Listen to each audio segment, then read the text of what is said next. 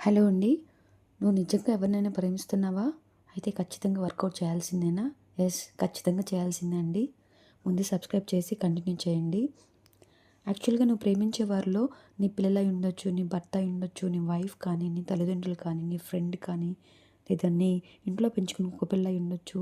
ఖచ్చితంగా వర్కౌట్ చేయాల్సిందేనండి. ఎందుకంటే నువ్వెంత హెల్తీగా ఉంటే నువ్వంత హ్యాపీగా ఉంటావు. ఎక్కువ రోజులు ఈ భూమి మీద ఉంటావు. అప్పుడు వారితో ఎక్కువ రోజులు కలిసి ట్రావెల్ చేయొచ్చు.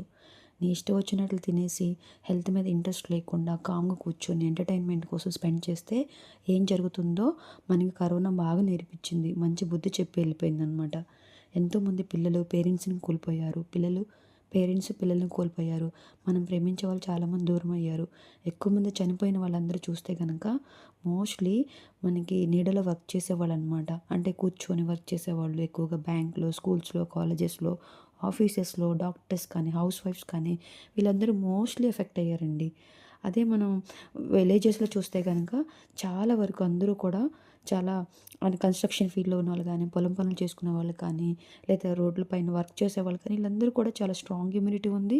చాలా చక్కగా వాళ్ళు స్ట్రాంగ్‌గా ఉన్నారు. వాళ్ళేమి ఇన్ఫెక్ట్ అవ్వలేదు.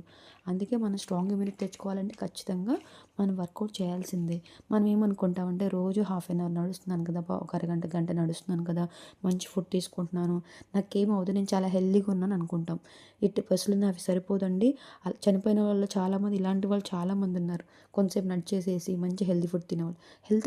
హెల్తీ ఫుడ్ కాదండి. ముందు వర్కౌట్ చేయాల్సిందే ఖచ్చితంగా. స్టార్ట్ చేయండి. Thank you very much.